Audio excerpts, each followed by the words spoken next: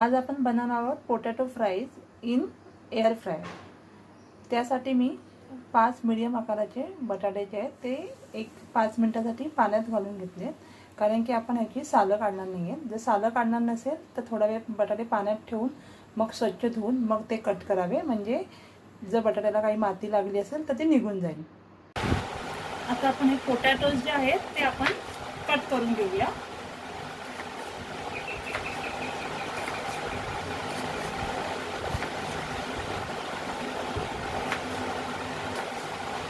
अशा प्रकारे आपण सगळे पोटॅटो जे आहेत ते कट करून घेऊया। आता आपण एका प्लेटमध्ये 2 चमचे तांदळाचं पीठ, लाल तिखट,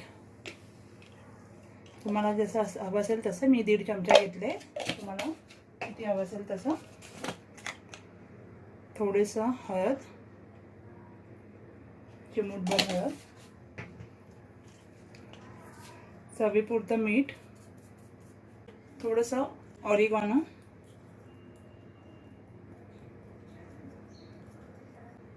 आणि थोडंसं तेल। आता हे सगळं मिक्स करून आपण बटाट्याला कोटिंग करूया।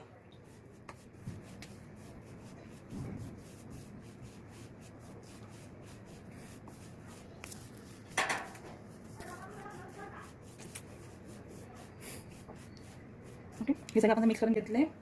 आता जे बटाटे आपण चिरून काढून घेतले त्याला कोट करूया।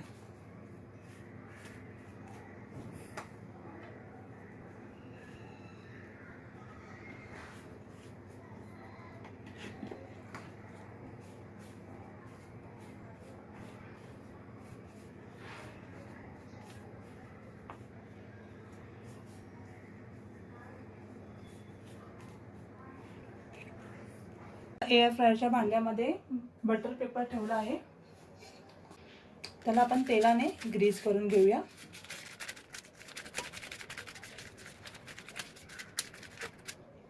आता याच्यामध्ये आपण जे पोटॅटो जे आहेत ते आपण ठेवून देऊया। शक्यतो सेपरेटच ठेवायचे, म्हणजे कसं सगळे व्यवस्थित फ्राय होतील। आता हे सगळे सेट केलेले आहेत, आपण हे ठेवूया।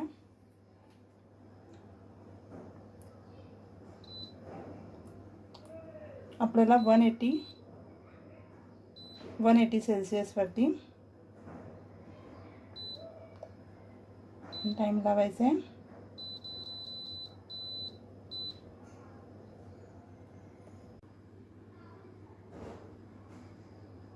फर्स्ट आपण 5 मिनिटं लावूया, नंतर आपण एकदा चेक करू, मग अजून 5 मिनिटं लावूया। आपण टोटल 180 डिग्री सेल्सिअस वरती 12 मिनिटं ठेवलं होतं। आता आपले वेगळेच बघा। आता आपण जरा फोक टाकून चेक करू की हे शिजले आहेत की नाही ते। वाव वाव, आता हे सगळे काढून घेऊया आणि आपण सेकंड बॅच परत करूया। हे बघा, आता आपलं तयार झालं, तर आता टेस्ट करून बघा कसं झालं बघा।